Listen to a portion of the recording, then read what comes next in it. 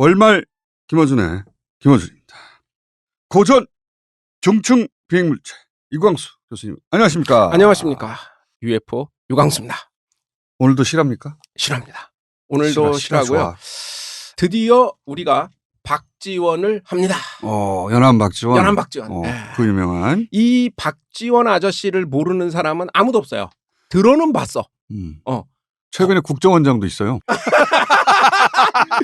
이 연암 박지원은 이 아저씨 자체가 유명하죠. 일단 학교 책에 허생전하고 호질이라는 작품을 그냥 안 읽어봤어도 외워요. 네. 그래서 그 작품만 있다고 생각하는데 그거보다 더 박지원 다음을 볼 수 있는 작품을 가져왔어요. 오케이. 박지원에 대해서 조금 아셔야 되는 게 뭐냐면 이 아저씨가 엄청난 문장가예요. 문장가. 글을 잘 쓰고요. 글을 그냥 정통으로 잘 쓰는 게 아니라 약간 삐딱해.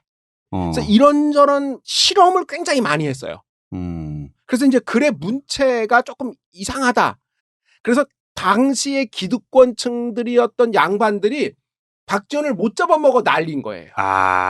그래서 아는 사람은 알도록. 그렇죠. 그래서 오케이. 오늘 이야기가 그거의 핵심적인 이야기예요. 이거 제대로 분석한 사람이 거의 없어요. 연구자들 중에 한둘 정도 이해할까 말까. 그 한들 중에 교수님 저는 당연히 있습니다. 그 사람들이 너무 이렇게 싫어해서 정조가 어떻게 했냐면 이제 정조가 박지원을 좋아해요. 네. 박지원과 정약용 두 명이 같은 시대 사람이에요. 그런데 다사는 관직을 했죠. 정조가 잘 썼고요. 수원 화성을 지을 때 정조가 돌멩이를 이렇게 쌓았단 말이에요. 기중이도 만들었죠. 예, 그거를 만든 사람이 정약용이잖아요. 이렇게 중용을 했는데 정조가 좀 더 오래 재위했으면 정약용이 영의정이 됐을 거예요. 그러지 못하고 정조 시대가 끝나자마자 귀양 가서 평생을 살았고 거기서 이제 집필을 쭉 하셨던 거죠. 그런데 박지원은 어떤 사람이냐? 관직을 제대로 못했어요. 안의현의 사또 정도를 하셨어요. 박지원은. 이분은 아주 묘하게 했으니까 당시 사람들이 자꾸 시비 걸고 싫어하니까 정조가 박지원을 보호하려고 불러요. 불러서 너 이놈 이런 식의 글을 쓰다니 심할서를 내. 그게 소위 우리가 학교 시간에 배우는 문체 반정이라는 거예요. 그러니까 오히려 정조는 박지원의 문장을 사랑했기 때문에 그렇습니다. 보호해주려고. 그렇죠. 내가 이렇게 벌 줬다잉. 그렇죠. 딴 사람도 입 닫아. 그래서 살아남았어요. 그러니까 맞는 말을 다 했거든요. 그 맞는 말이 좀 거슬리고 기분이 안 좋은 거야. 그러다 보니까 너 말투가 이상해 뭐 이런 식 꼬리 잡기 있잖아요. 그런 식의 말투를 잡았던 건데 우리가 학교에서 배운 허생전 호질에서는 그거를 찾아볼 수가 없어요. 쉽게. 그런데 오늘 우리가 다루려고 하는 연려 함양 박시전이라는 작품. 그러니까 표면적인 의미와 그렇죠. 이 사람이 문체로 전달하고자 했던 의미는 전혀 달라요. 따로 있다. 학교에서는 잘 안 가르쳐요. 그래가지고 제가 오늘도 총수님을 속여보려고. 너무 빨라 총수님. 그러니까 야, 눈치챌걸? 눈치채도 말하지 마. 그 시대 사람들이 왜 이것을 이상하게 생각했고 최근 사람들도 이거를 듣고 무슨 말인지 모르는지에 대해서 나 이거 빨리 눈치챌 것 같은데. 아니 빨리 눈치채면 안 되는데. 안 돼. 살살 눈치채기를. 제가 눈치 빼면 없어요. 안 돼. 안 된다니까 오늘은. 살살. 오늘 그 철학 교수님 그랬단 말이야. 나 눈치밖에 없다고. 자, 가볼까요 그럼? 나 참을 수 있을지 모르겠네. 연려 함양 박시전이라는 이야기에는 연려? 예, 연려 이야기인데요. 연려 함양 박시전. 오늘 제가 이 이름을 몇 번 반복할 겁니다. 이름에도 비밀이 있어요. 자, 아무튼 두 개의 이야기가 들어있고요. 두 개 이야기 앞에 서문이 써있고 이야기 하나, 중간 논평 하나, 그 다음에 이야기 둘. 이렇게 구성되어 있습니다. 그러니까 연려 함양 박시전이라고 써놓고 그 다음에 서문이 쭉 나옵니다. 서문을 제가 읽어보겠습니다. 중국의 제나라 사람들이 연려는 두 남자를 섬기지 않는다고 했다. 시경이라는 책의 백주편을 보면 마찬가지다.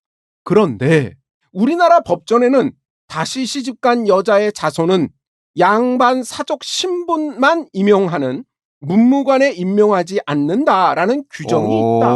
재혼 여성이 낳은 자식은 양반이 안 된다는 거네? 그렇죠. 높은 관직에 못 간다라는 규정이 있다. 이것은 일반 서민들에게는 해당하지 않는다. 일반 서민은 관직 못 가니까. 그럼 일반 서민도 이렇게 했다는 얘기네? 아니 너무 빨라.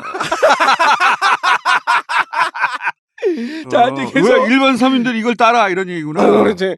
그러나 우리 왕조가 들어선 지 400년 이래 백성들이 오랫동안 우리 모두 교화에 젖어 여자들이 귀천과 높낮이에 상관없이 양반이건 아니건 너나 없이 수절해서 하나의 풍속이 되었다.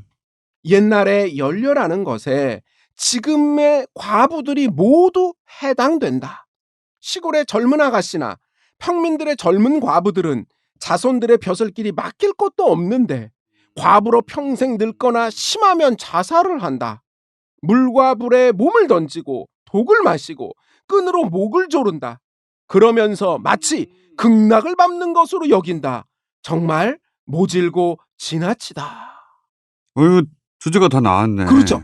근데 이게 총수님이니까 이거를 듣고서 금방 나와 따르죠. 연료 이데올로기 허상과 폐해를 지적하는 거 아니야? 그렇죠. 근데 이거를 대놓고 지적해도 모르니까 이야기로 이제 풀 거예요. 자기가. 연료하지 마! 이거 아니야. 그런데 그렇게 말하면 안 되기 때문에 이 이야기를 이렇게 뒤틀어 놓은 거예요. 오케이, 자, 이제 첫 번째 이야기가 그다음에 그냥 이어집니다. 옛날에 어느 양반집에 젊어서 청상과부가 된 엄마가 있었어요. 그 어머님이 아들, 형제 2명을 낳았습니다.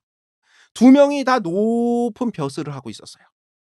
그래서 이 형제가 다 높은 사람이니까 어느 날 집에 와서 고민하는 거야. 이번에 그 사람 인사가 좀 문제야. 막 이런 식으로 고민하는 거야. 탐탁치 않게 여기는 거예요. 후보들이 있는데. 그렇지. 이 새끼는 이거 마음에 안 아니, 드는데. 안 돼. 쟤는 안 돼. 그래서 그 사람들을 관직에 못 나가게 하려고 막으려고 하고 있었어요. 어떤 결정을 내릴지 고민하다가 결정하고 이제 엄마가 그렇죠. 옆에서 들은 거야. 네, 엄마가 듣고서 묻습니다. 무슨 허물이 있기에 남의 벼슬을 막으려 드느냐. 그의 선조 중에 과부가 있는데 소문이 조금 시끄럽습니다. 규방에서 일어난 일을 어떻게 알 수 있느냐? 풍문으로 들었습니다. 어찌 그따위 형편없는 일을 가지고 남을 흔들 수 있단 말이냐? 너희도 과부의 자식인데 과부의 자식으로 어찌 과부를 논할 수 있단 말이냐? 그러니까 이제 어느 과부가 있는데 그 과부네 집의 자식이어서 곤란해. 여기서 곤란하다는 건 그 과부인 여자가 뭐 좀 행실이 했어 이런 풍문이 있다는 거죠. 엄마가 과부래. 그렇지. 엄마 소문이 안 좋아. 그렇지.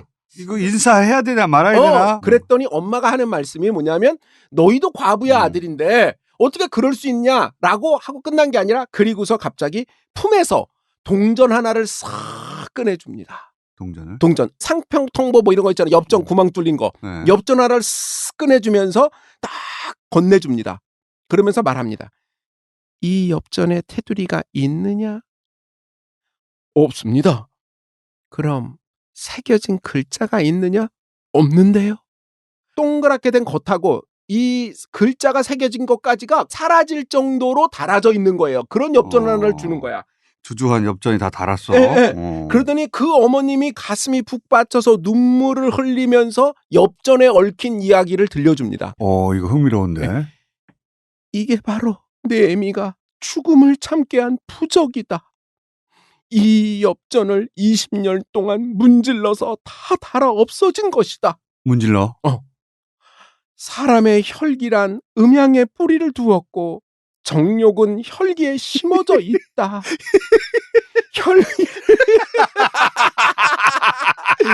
엄마 아들한테 하는 얘기로 너무 적나라한 거 아니야? 저희 어머님이 제 고3 때 하셨던 말에 비하면 이거 별로 적나라한 거 아닙니다. 뭐라고 하셨어요? 어느 날 고3 때 열심히 공부하고 있는데 갑자기 어머님이 저를 부르시더니 앉아! 딱 이러시더니 저희 어머님은 절대 저에게 잔소리를 하신 적이 없으신 분이에요. 딱 앉더니 남자가 2가지를 잘해야 되는데 그게 뭔지 알아? 뭔데요? 돈을 잘 벌던지 밤일을 잘해야 돼. 그 다음에 설명도 하셨어요. 설명도. 어머니 화이팅! 저희 어머니 뭐냐면 둘 중에 하나라도 잘했지 둘 다 못하면 건 인간도 아니야! 라고 말씀하셨어요. 아니, 인간이 아닌 게 아니라 남자가 아니지. 그렇지. 네. 그래서 쓸모가 없다. 쓸모가 없는 거죠. 제가 그 얘기를 지금 평생 못 잊고 살아요. 저희 어머님에 비하면 이분은 당대 양반이거든요. 지체가 있으니까 이런 얘기 자식과 하지 않아요. 조선시대. 근데 이거 얼마나 고상해. 고상하잖아요. 혈기는 음양에 뿌리를 두었고 정욕은 혈기에 심어져 있다. 그럼요. 혈기는 때에 따라 왕성해지니 어찌 과부라고 해서 정렬이 없겠느냐. 그럼요. 이 여기서 3단 논법 아니야. 그럼요. 이거 어떻게 이거를 부정해 이걸. 그럼요. 여기에 가장 핵심적인 게 뭐냐? 과부라고 해서 정욕이 없겠느냐라는 말이에요. 아니, 그런 얘기를 할 수는 있는데 아들을 앞에 두고 지금 그렇죠. 눈물을 흘리면서 왜 그러냐면 엄마도 하고 싶어 이 새끼야. 아니, 야 이 새끼야 이 동전 봤어. 과거형으로 말한 거지. 옛날에 엄마도 그랬었다라고 과거형으로 말한 거예요. 아들이 응. 과부가 소문이 났어요. 풍문으로 들었어요. 그러니까 응. 발끈한 거지. 그렇지. 이 개놈의 새끼. 그렇지. 지 엄마가 어떤 형편인지도 그렇지. 모르고. 너무 빨리빨리 누린 채. 가만있어 봐. 그게 뭐냐면 바보 멍충이 같은 자식놈들이 관념적 폭력과 이상한 일을 하는 놈이 될 수 있기 때문에 어머님이 자신의 깊은 것을 끄집어내서 설명하시는 거예요. 진정한 교육이죠. 엄마도 음흠. 한 사람 여자다. 그렇죠. 어. 그게 핵심인 거예요. 엄마는 역할이 아니야 이 새끼. 그렇습니다. 이 그렇습니다. 옆에 있는 엄마가 지금 이렇게 동전으로 지금 그렇죠. 이거 리비더를 억누르고 있는데. 그렇습니다. 그렇습니다. 한이 깊다 이 새끼야. 그렇습니다. 핵심이 그거예요. 핵심이 그거야. 자 그런데